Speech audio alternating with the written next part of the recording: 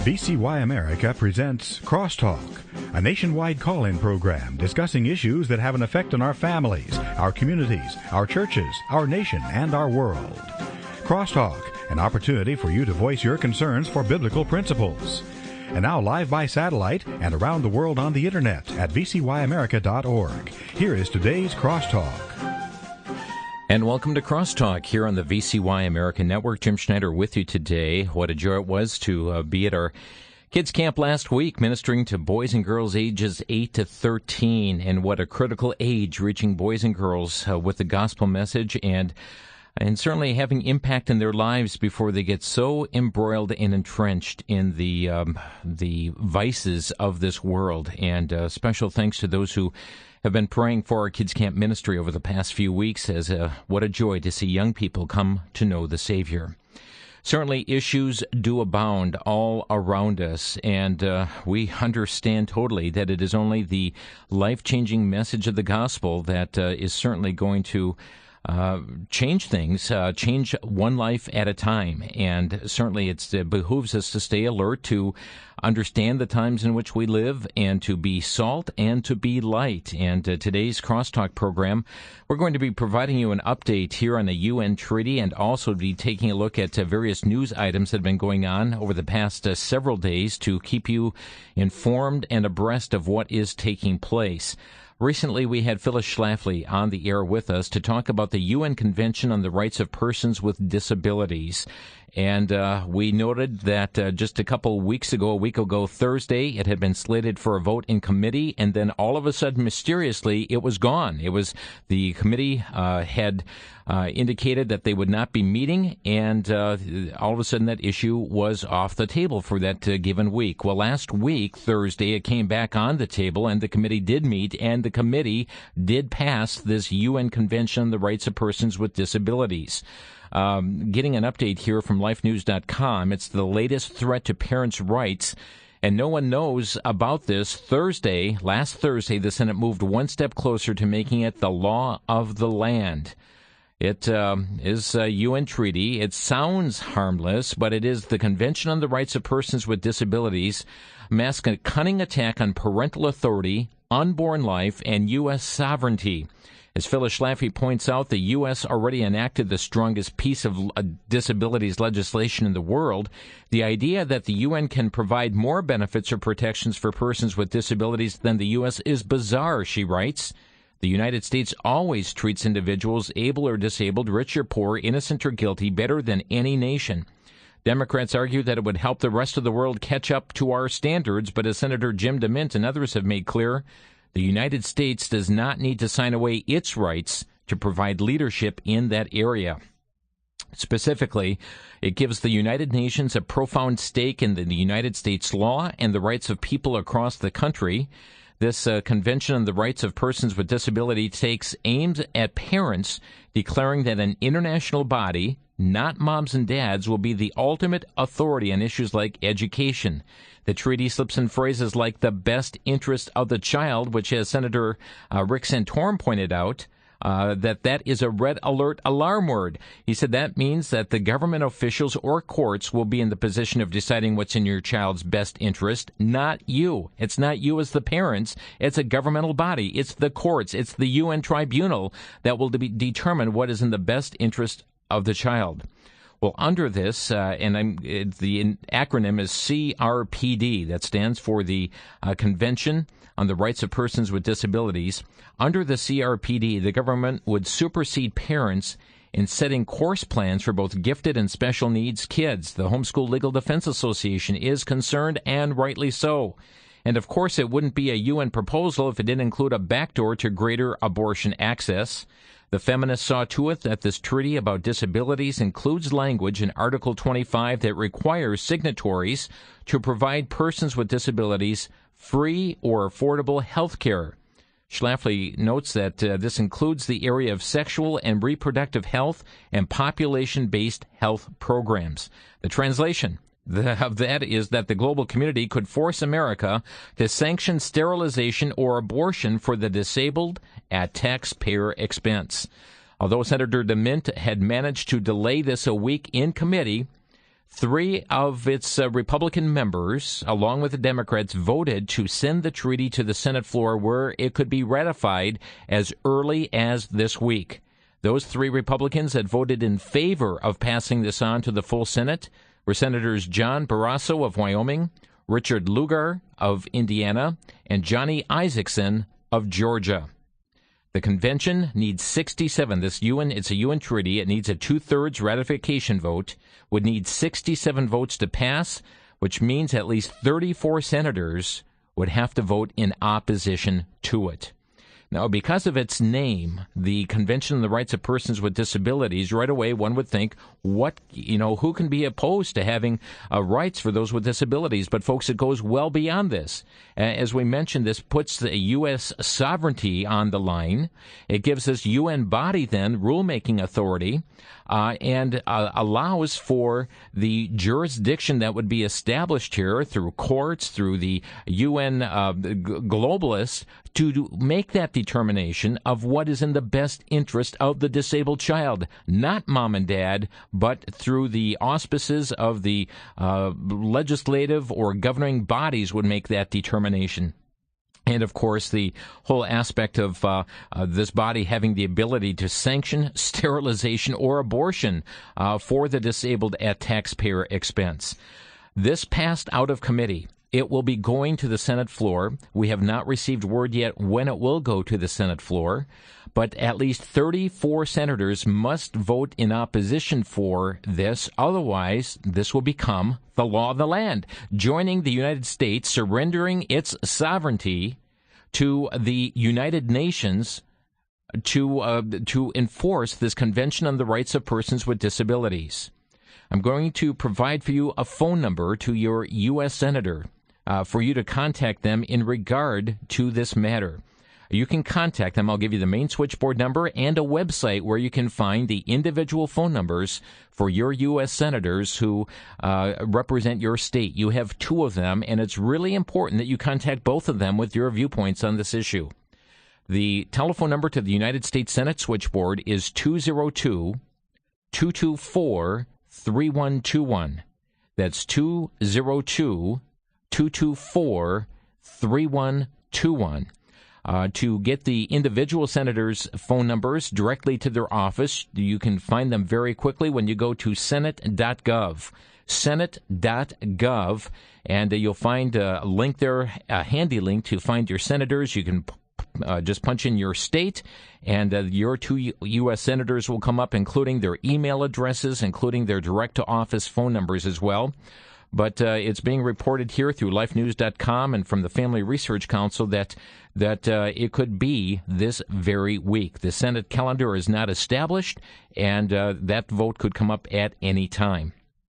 Again, that is the UN treaty, the UN Convention on the Rights of Persons with Disabilities, passed through the Senate committee last week with the aid of 3 Republicans on that committee who voted in favor of this, and now it goes before the entire Senate body for their vote. And certainly your call to them will be critical for them to know your viewpoint on that matter. Also, on another vote that is coming up tomorrow in the House of Representatives, the U.S. House of Representatives is going to be voting tomorrow on legislation that would end the current legal policy allowing abortion for any reason until the moment of birth in the nation's capital. Right now, Washington, D.C., abortion legalized for any reason, and there is a bill that's been introduced that's being voted on tomorrow. It's H.R. 3803. H.R. 3803. It's called the District of Columbia Pain-Capable Unborn Child Protection Act. So it's got a long name there, but in essence, what it does, this legislation, according to press accounts or releases that we have seen, is that it would limit abortions to past, looks like 20 weeks after fertilization. And in my book, that's still wrong. This would reduce the number of abortions, and so you can let your views be made known on that issue as well. They're saying that this is going to be a roll call vote, and it's going to be a landmark vote. The House has never before voted on the question of whether to endorse legal abortion for any reason until birth. And that's really what's at stake right now in Washington, D.C. They can do that. This would put limitations on that legislation. The vote taking place tomorrow. And if you'd like to let your congressman know where you stand on that issue, the number to your U.S. congressman is 202-225-3121. Well, so many people were grossly alarmed just over a week ago when the matter of this young African-American woman who died in a fatal botched abortion, legal, quote-unquote, legal abortion. And LifeNews.com reporting that new documents that a local CBS television station obtained in the case of this woman killed in a fatal botched legal abortion show Planned Parenthood waited over 5 hours before sending the woman to a local hospital for emergency care. Steve Miller of the CBS News affiliate WBBM released a report showing documents released in the botched abortion death of Tanya Reeves that alarmingly shows Planned Parenthood delayed summoning emergency care for the dying woman for 5.5 hours after the abortion failed. I'm quoting from the report from the news article here from lifenews.com. Then once the young woman arrived at the hospital, the reports made it appear that emergency personnel had to start from scratch to figure out the extent of Reeves's injuries. Responding to the report, Troy Newman, president of Operation Rescue and Pro-Life Nation, said, quote, "It is clear that Planned Parenthood botched the procedure that resulted in uncontrollable bleeding, then failed to treat the hemorrhage while Reeves was at their clinic, allowing her to bleed for over 5 hours before finally calling for help." Newman concluded, quote, "We again call on President Obama to stop protecting Planned Parenthood and halt all federal funding to the abortion giant in order to prevent other women from suffering Tanya Reeves' fate." However, here's what President Obama had to say as it relates to Planned Parenthood. Mr. Romney wants to get rid of funding for Planned Parenthood. I think that is a bad idea. I've got 2 daughters. I want them to control their own health care choices. We're not going backwards, we're going forward. Okay, so there we have the president criticizing the stopping of monies for Planned Parenthood, talking about, well, he's got 2 daughters and believes that they should have access to Planned Parenthood. In the wake, and this, this tragic death at the through Planned Parenthood's auspices there and calling the transport to the hospital, etc. In the wake of this tragic and avoidable botched abortion of Tanya Reeves at a Planned Parenthood clinic, President Obama commented that he's made support for Planned Parenthood during a campaign speech in Portland. He said he wants to get rid of funding for Planned Parenthood. He said, "I think that's a bad idea. I've got 2 daughters. I want them to control their own health care choices." Troy Newman again responded from Operation Rescue. He said when Tanya Reeves walked into that Planned Parenthood abortion clinic, she completely lost any control over her health care choices as well as her life. She did not choose to die. Planned Parenthood took that choice from her, he said. We have to wonder how Mr. Obama would have felt if that had been Malia or Sasha bleeding to death on that abortion table. By supporting Planned Parenthood and advocating continued taxpayer funding of this troubled organization, Mr. Obama is intentionally condemning other young women and perhaps even his own daughters to the same tragically avoidable fate suffered by Tanya Reeves just a few days ago. We'll be back in 1 minute. You're listening to Crosstalk.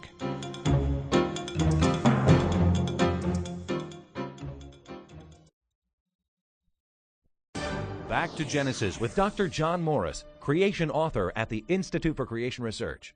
Dr. Morris, how did the animals disperse around the world after Noah's flood? Chris, the Bible tells us that after the flood, God told the animals to be fruitful and multiply and fill the earth. In other words, to migrate to every corner of the globe. He told the people also, but they gathered at the Tower of Babel in a rebellion once again. And then when God confounded their languages, he again commanded them to fill the earth. And at that point, each language group began to migrate to a different area, carrying with them the various domesticated animals and crops. Chris, it's long been known that the cradle of civilization was in the Middle East, but now we've even found that domesticated cattle started there too. You see, Chris, all the evidence fits. The Back to Genesis truth is a scientific truth as well. If you'd like more information about today's topic, we'd like to send you a free cassette. Just request the Flood cassette when you call 1-800-7-GENESIS.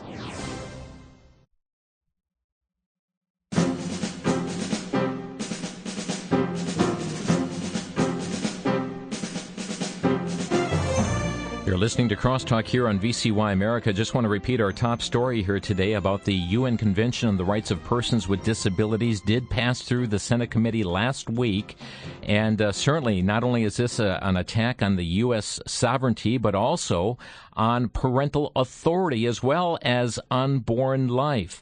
And keep in mind that it was through the assistance of 3 Republican senators on the committee that this made its way through.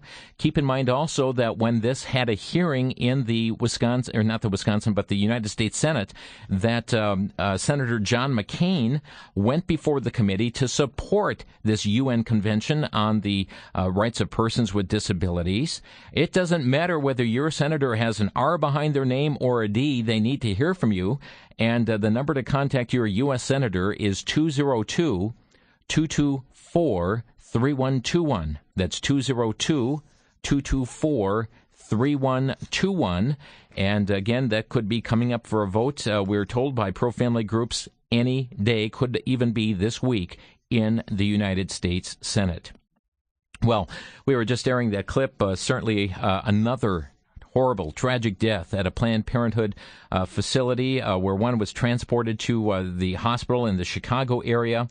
And just after this death occurred, we understand that the Obama administration announced a $426,000 federal grant for Planned Parenthood clinics in North Carolina.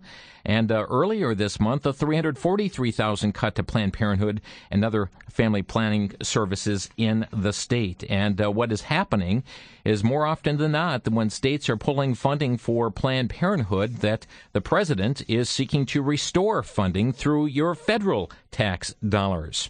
On a related note, LifeNews.com is reporting this. The headline caught my attention. American Cancer Society continues defending Planned Parenthood grants. The story here by Jenny Stone says when the American Cancer Society's financial support for Planned Parenthood was questioned, they responded with a letter saying, quote, "The American Cancer Society has historically funded a very limited number of cancer control grants to local Planned Parenthood affiliates to implement smoking cessation programs that trained clinic staff to provide smoking cessation assistance to patients and pregnant women. The grants were used exclusively for the implementation of cancer control programs to help patients seeking care. This program is specifically designed to improve the health of the unborn fetus and the child once born. The grants had the potential to do much good as Planned Parenthood delivers more children than any other medical practice in the U.S." End of quote from their letter from the American Cancer Society. Jenny Stone, who writes for the Live Action blog, responded by saying, the American Cancer Society's grants to Planned Parenthood to improve the health of the unborn fetus is about as practical as a Susan G. Komen Foundation's hundreds of thousands of dollars worth of grants to the abortion giant for the imaginary mammograms Planned Parenthood offers. Planned Parenthood does deliver babies, about 330,000 each year. The catch is these babies are delivered through a vacuum, piece by piece, sucked into a jar and thrown out as medical waste in the name of choice. End of quote. Jenny Stone writing for the Live Action blog. A federal court this past Friday issued an order that halts the enforcement of the Obama administration's abortion pill mandate against a Colorado family-owned business, while an Alliance Defending Freedom lawsuit challenging the mandate continues in court. The mandate has generated massive opposition from pro-life groups because it forces employers, regardless of their religious or moral convictions, to provide insurance coverage for abortion-inducing drugs, sterilization, and contraception under the threat of heavy penalties. Alliance Defending Freedom, that's the former Alliance Defense Fund, their attorneys obtained the first ever order against the mandate on behalf of Hercules Industries and the family that owns it. The administration opposed the order, arguing that, contrary to the U.S. Constitution, that people of faith forfeit their religious liberty once they engage in business. Now, hear that? The Obama administration opposed the order, saying that it was contrary, that order by the judge, arguing contrary to the U.S. Constitution that people of faith forfeit their religious liberty once they engage in business. The decision only applies to this one company, and the court emphasized the ruling did not apply nationwide. Perhaps it will open the door, though, for other companies to also utilize the same means. Meanwhile, some very troubling news from the Speaker of the House of Representatives, John Boehner. He has been pressured to commit to pulling the funding for the implementation of Obamacare as it relates to this mandate for abortions and sterilizations and contraceptives. You know, those employers and groups and religious entities that are forced to provide this coverage. Well, according to CNSNews.com, Speaker John Boehner indicated Thursday that the Republican-controlled House of Representatives that he leads may go ahead and provide the Obama administration with the funding it needs to implement the regulation that earlier this year Boehner himself called an unambiguous attack on religious freedom in our country. At a Capitol Hill press conference Thursday, Boehner said he believes resolving the regulation's attack on religious liberty may not be something for Congress to deal with, because he thinks it might be one of those policy goals that sometimes best can be done through other than legislative avenues. He didn't explain, though, what those other legislative avenues may be. However, whether or not the Obama administration can actually carry out the regulations depends entirely on whether or not Boehner's Republican majority House votes to give the administration the money to do it. If the Republican majority House prohibits spending any money to implement the regulation and whatever legislation that funds the government after September 30th, then the administration cannot implement it. Boehner's House can stop what Boehner called an attack on religious freedom, or it can give President Obama the money to launch the attack. Health and Human Services Secretary Kathleen Sebelius finalized the regulation earlier this year. It requires virtually all health care plans to cover without cost sharing, sterilizations, contraception, and abortion-inducing drugs. The regulation takes effect August 1st. It's been denounced by at least 154 members of Congress and numerous religious groups. The end of the fiscal year, though, is September 30th, and the current continuing resolution funding the government expires on that date. So to keep the government funded past that point, Congress must pass new legislation appropriating the money. But folks, if Congress does not give the money to implement this part of the health care law, then it cannot do it. So it really is up to the Republican-controlled House of Representatives whether they're going to fund that which they denounced just a few months ago. The number to contact your U.S. congressman is 202-225-3121. That's 202-225-3121. And certainly you have the right to contact them if you believe that funding should be pulled from the implementation of these mandates of the cost-sharing, sterilizations, contraception, abortion, induction drugs. The funding, the fiscal year ends September 30th, and so to fund the government, they've got to provide money, but if they don't provide money for this, they can stop it just by that action alone. Again, the number is 202-225-3121. Well, a huge fight going on right now with Chick-fil-A. Chicago Mayor and former Obama Chief of Staff Rahm Emanuel has backed calls to keep Chick-fil-A from doing business in his city, saying the restaurant chain's Christian beliefs on marriage are not Chicago values. He told the Chicago Tribune last Wednesday that he agreed with Alderman Joe Moreno's effort to stop Chick-fil-A from opening a new restaurant in the area of his city based on the president of Chick-fil-A's, what he called his bigoted homophobic views. Dan Cathy is the head of Chick-fil-A. He famously is outspoken in his Christian beliefs, said he was guilty as charged for supporting traditional marriage, saying that redefining the institution meant inviting God's judgment on our nation. A big fight taking place. There are college campuses that are looking at banning Chick-fil-A restaurants. We have situations taking place. I believe it's in Boston as well with legal officials that government officials that are saying we don't want Chick-fil-A coming to our community. And certainly the CEO of Chick-fil-A taking a stand for traditional family values, biblical values. LifeSiteNews.com. A Swedish high school student recently failed a biology class for saying that homosexuality is abnormal, according to a Swedish national news site. That's svt.se. The site reports that an 8th grade student expressed the opinion that homosexuality was abnormal. As a result, received a failing grade. When the student questioned the grade, the teacher reportedly replied that it was because of the student's opinions. The goal of the school's curricula, the teacher said, was that students show respect for different sexual orientations and that the students' views did not correspond with that goal. The students' parents reported the case to the school board, who investigated the case, and the board concluded that the school should have provided extra support and the teacher should have informed the parents when it became clear that the student was at risk of failing. However, the school board will not take any action since the student has completed upper elementary school, was not going to take action against the failing grade for that regard, only that they weren't notified that the child might receive a failing grade. Let's move to San Francisco. LifeSiteNews.com. Rather than restrict access to pornography on its computers, the San Francisco Public Library has installed plastic privacy screens so visitors can view pornography more discreetly, according to the New York Times report. A woman who was exposed to pornography after she passed someone watching hardcore pornography suggested that the library create specific areas or rooms for internet pornography users, but library officials told her that nothing like that would be done, although they already have designated rooms like the James Hormel Gay and Lesbian Reading Room that caters to homosexual clientele. Instead, the library addressed the issue by installing 18 computer monitors with plastic hoods, said only the person using the computer can see what is on the screen. Jeffers added that the library also intends to place signs near the computers asking them to be, quote, sensitive to other patrons, a solution it prefers to placing network porn filtering software on its computers. There's a UN commission calling for the legalization of prostitution worldwide.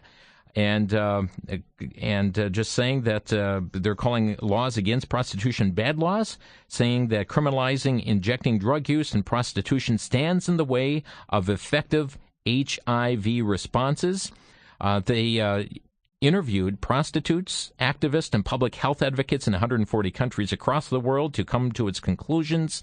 And the study received funding from the governments of Canada, Norway, Australia, the United States, and from billionaire George Soros through its Open Society foundations. Have a couple news stories here dealing with international events, then we'll get to some of the phone lines here today. Newsmax.com. Former UN Ambassador John Bolton is calling Barack Obama the most hostile president toward Israel since the Jewish state was created, saying his policies have actually set the peace process back in the Middle East. He's demonstrated that hostility right from the beginning of his administration. Bolton accused the president of putting the responsibility for all the turmoil in the Middle East region on Israel, and said Obama's treatment of Iran's nuclear weapons program has been profoundly mishandled to the point of endangering not only Israel's security, but the rest of the world as well. Bolton described it as significant that Obama has yet to visit Israel as president and chose Egypt as the first trip abroad after taking office. Meanwhile, over the weekend here, too, we find that Mitt Romney, standing on Israel's soil yesterday, declared Jerusalem to be the capital of Israel, and also that the U.S. has a solemn duty and a moral imperative to block Iran from achieving nuclear weapons capability. The press secretary for the president was asked recently what the capital of Israel was, and he just refused to respond. We'll be back in 1 minute. You're listening to Crosstalk.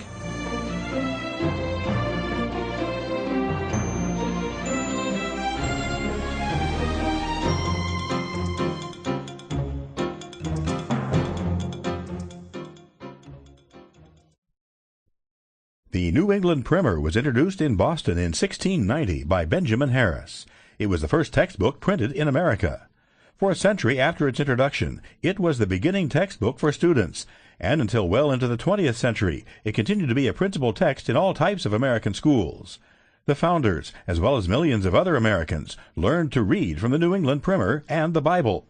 The core of the Primer is its rhyming alphabet, such as for letter A, "In Adam's fall we sinned all." It also included lessons for youth, Bible questions, and a shorter catechism.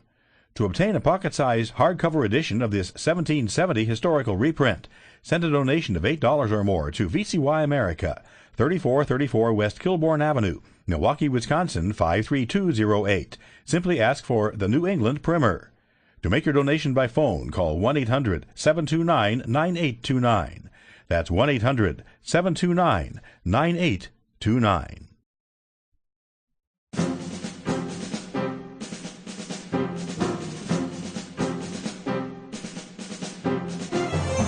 This is Crosstalk here on VCY America. Well, former President Bill Clinton going to have a marquee role in this summer's Democratic National Convention.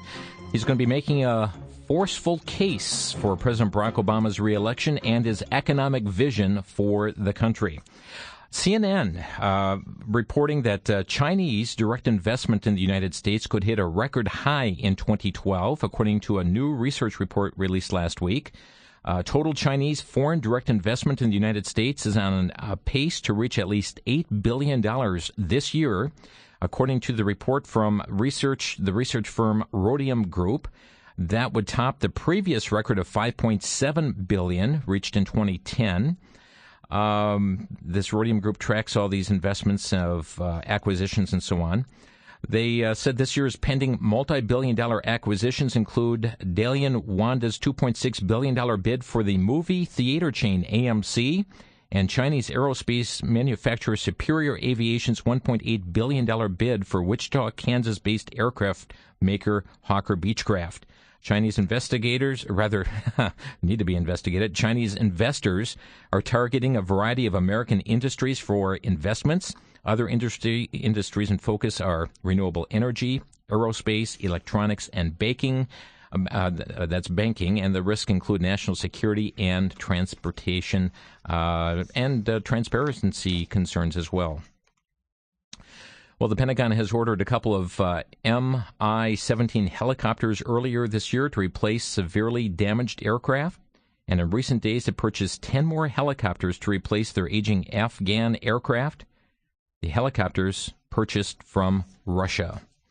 And finally today, on behalf of the American people, states United States President Barack Obama, he made a statement on the occasion of Ramadan. He said, on behalf of the American people, Michelle and I extend our warmest wishes to Muslim Americans and Muslims around the world at the start of Ramadan. For Muslims, Ramadan is a time of fasting, prayer, and reflection, a time of joy and celebration. It's a time to cherish family, friends, and neighbors, and to help those in need.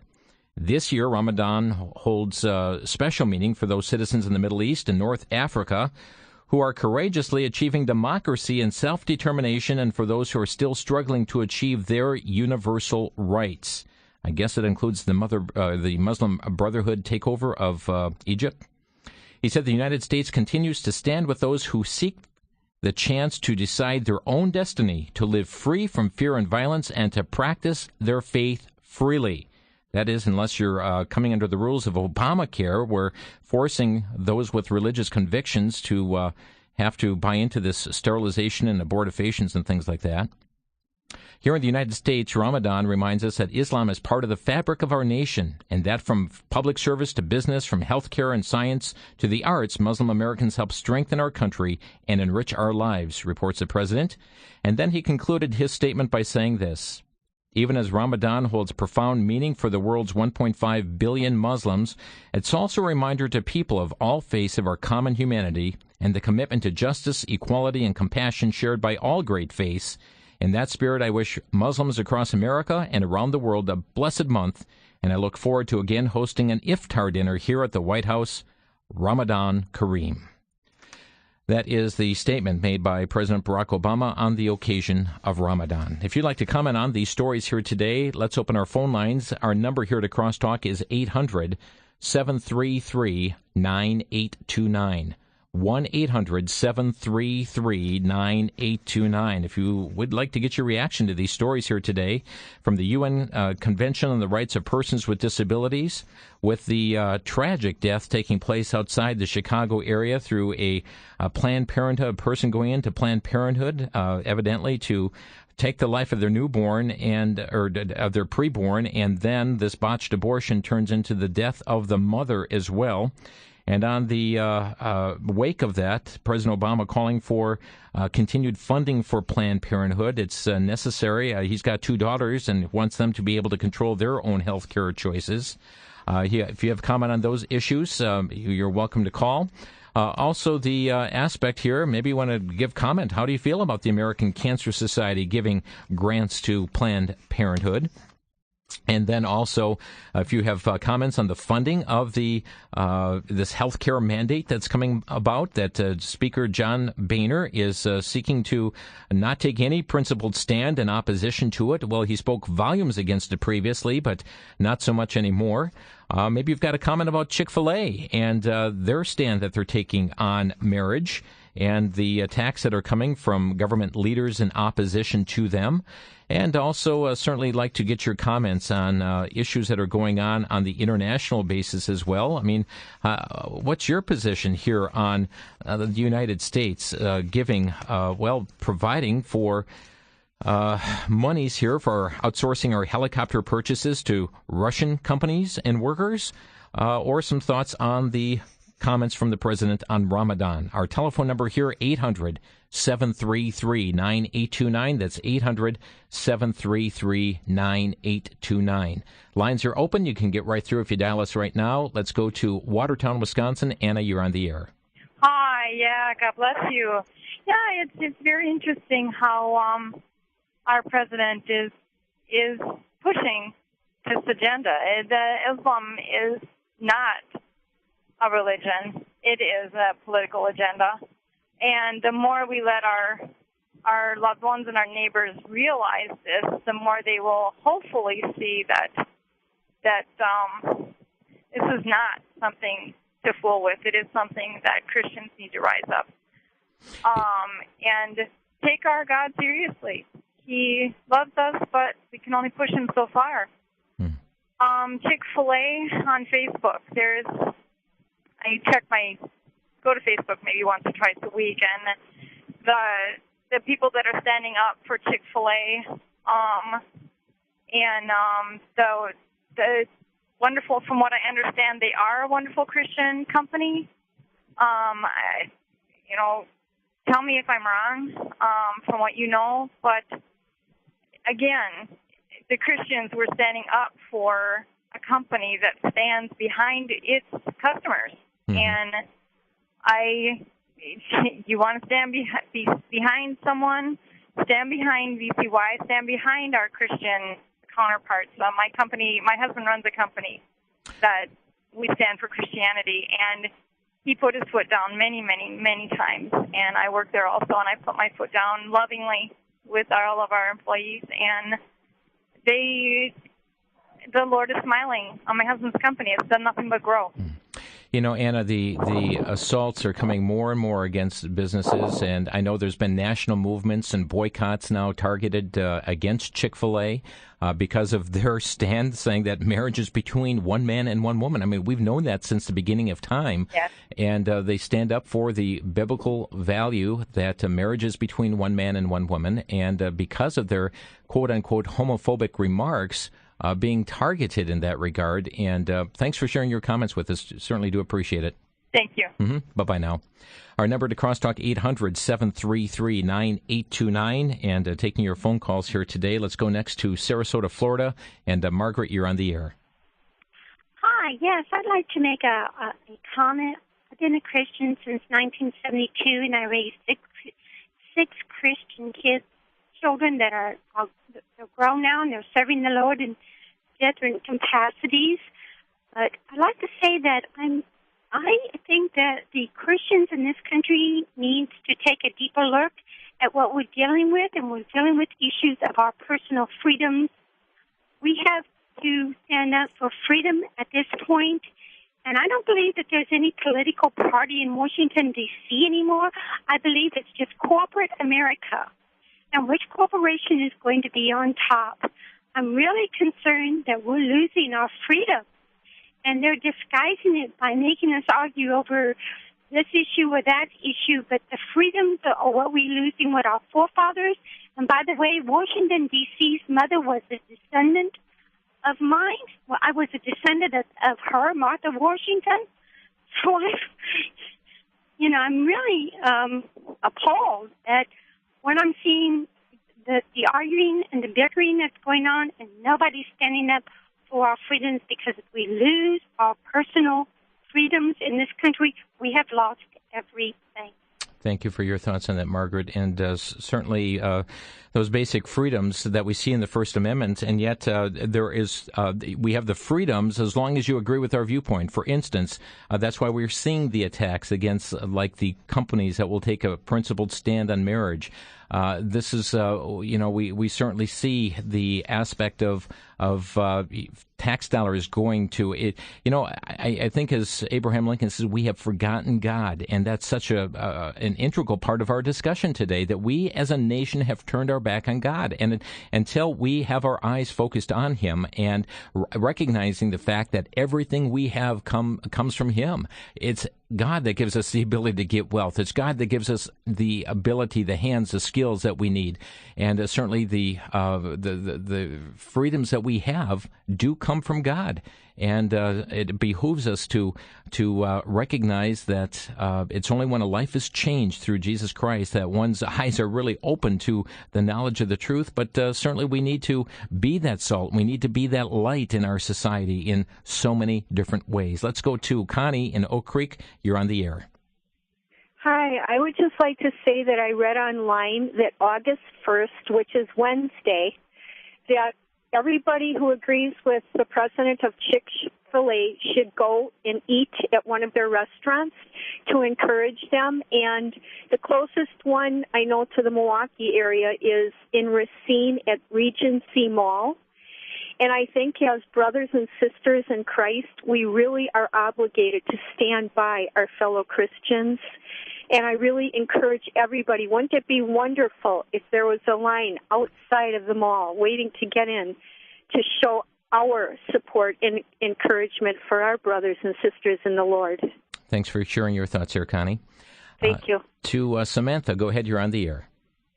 Hi, I just wanted to say that I knew from high school that Chick-fil-A was a Christian-owned company, and I really thought that it was kind of neat that they close on Sundays, because you don't hear about that anymore, and we're a society that's always open 24/7, and we need to go here or here. It was really nice that they close on Sundays, and I agree with the last lady. We should all go and support Chick-fil-A. Thanks for your thoughts, Samantha. To Ruth Ann in Erie, Pennsylvania, you're on the air. Thank you. I don't understand why the homosexual community doesn't sacrifice and collect their money and start their own churches, their own schools, their own restaurants, and anything else they want to infiltrate. Instead, they have preyed upon people that have sacrificed to build churches, that have sacrificed to start businesses. When you start a business, you have all the headaches of the bills, of dissatisfied customers, of employees that don't want to come to work, and it's a lot of headaches, and I don't understand why they want to pretend that they are being discriminated against and want us to change our views. If I start a club just for women, that's my business, and if men don't like it, they can start their own club. Mm-hmm. And so all they have to do is sacrifice and build their own businesses, and then they can do the same thing we're doing. They can sacrifice, and you don't see us wanting to get into their organizations and force it and bring lawsuits. It's just ludicrous. Thanks for your thoughts here, Ruth Ann. Yeah, we keep hearing the word tolerance. However, they will not tolerate the Christian viewpoint. Thanks for sharing your thoughts. We are up against a break. We'll be back in 1 minute. You're listening to Crosstalk on the VCY America Network.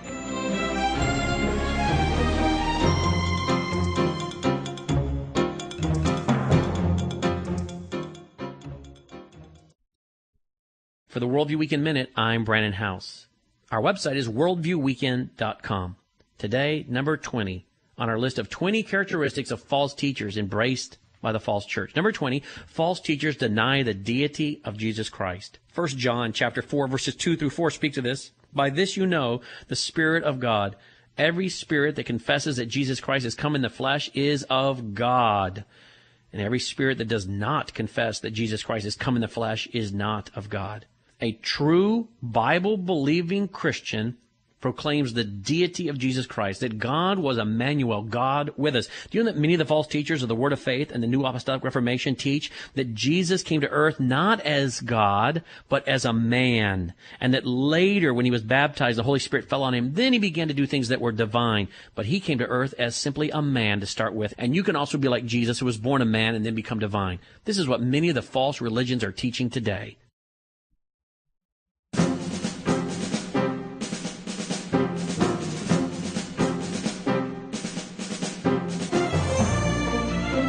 This is Crosstalk here on VCY America, taking your calls at 800-733-9829. Let's go to the city of Boston.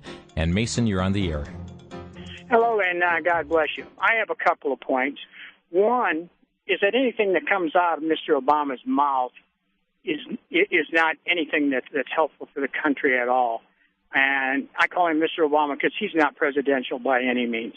The second thing is my parents used to talk about religion and they used to talk about politics. And, you know, you talk to somebody today and the first thing out of their mouth is, I don't talk about religion and I don't talk about politics. Maybe that's why our country's in this shape. It's because we don't talk about the most important thing, and that's God, and that's in our everyday lives. The third thing the lady said about the homosexuals, they want to be accepted. And to be accepted, they have to infiltrate our way of life, and they have to be accepted. Otherwise, they feel left out, and they should feel left out. Thank you. Thank you for your thoughts here today. To West Dallas, Brad, you're on the air. Hi. I just wanted to address Obama's ridiculous oration that he gave to the Muslims.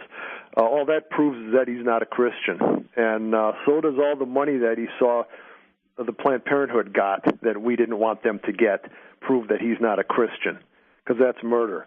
And I'm not at all surprised that the American Cancer Society came out in favor of Planned Parenthood. The abortions, it's shown there's a tie between that and breast cancer, and that keeps the problem and keeps the money coming into the American Cancer Society. Yeah, I mean, their excuse as well, this is to stop, cigarette smoking. Yeah, they can say whatever they want. I just wanted to check also on Chick-fil-A here. The homosexuals keep saying that we should respect their lifestyle and we need to tolerate them, like you were saying before. No, we don't. We don't need to tolerate them. We don't need to respect them. What they're doing is sin. And they could do it if they want, but they're going to end up with a shorter lifespan, and they're going to end up in the lake of fire. There. They've just been told the truth, like it or not. Brad, thanks for sharing your thoughts today. Appreciate it. Bye-bye. Let's go next to Jared in Wisconsin Rapids. Go ahead. Hey, it's good to be on the show today, brothers. Thank you for the time. I just want to comment a little bit about the Planned Parenthood issue. I think what we see going on here is it starts out with money. These people don't care about women's rights. They don't care about women's safety. They care about making money.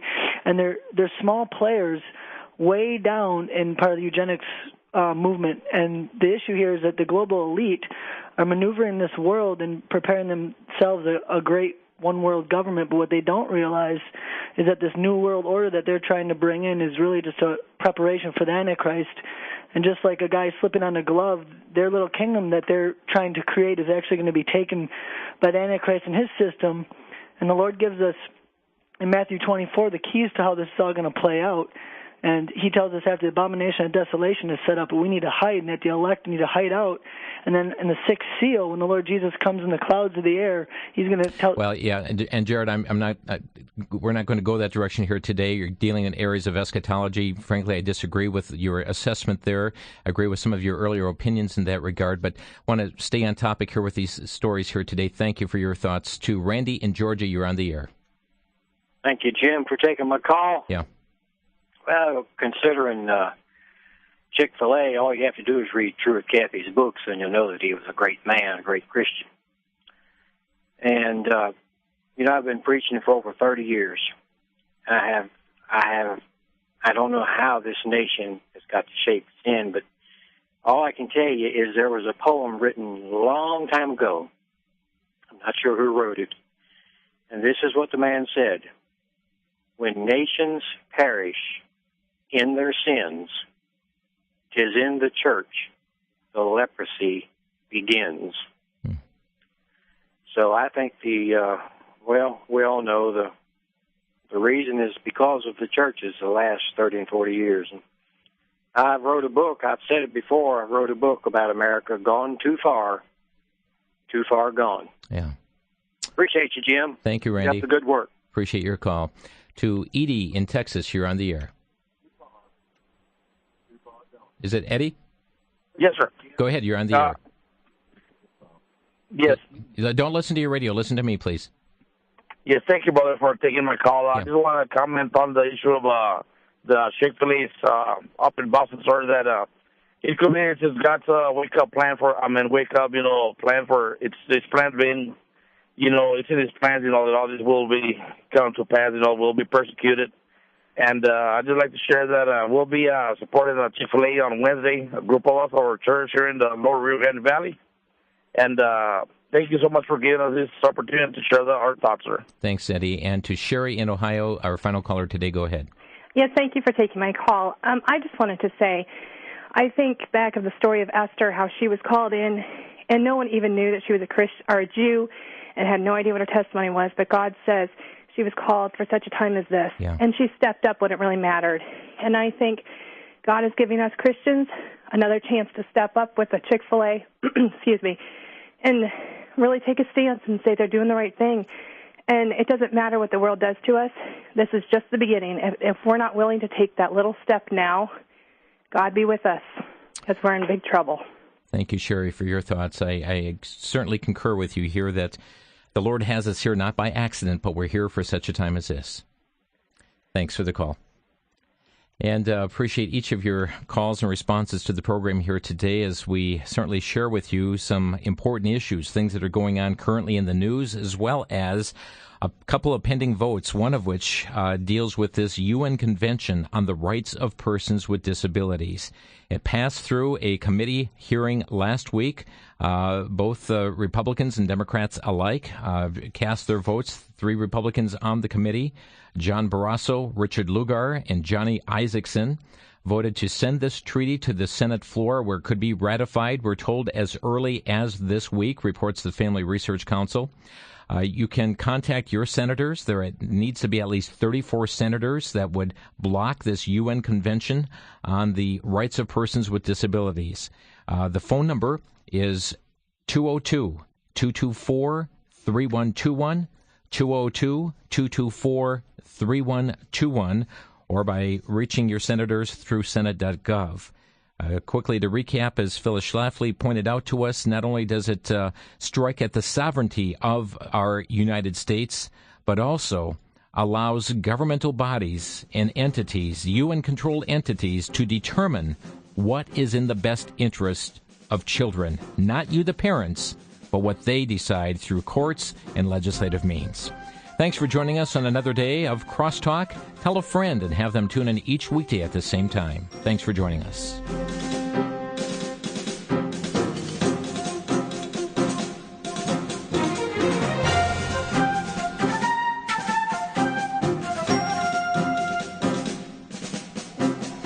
You've been listening to Crosstalk via satellite and the internet from VCY America. Views expressed may or may not be those of this station. For a CD of today's program, send a donation of $6 or more to VCY Tape Ministry, 3434 West Kilbourne Avenue, Milwaukee, Wisconsin, 53208. Or download by RSS or podcast from crosstalkamerica.com. And join us again for Crosstalk.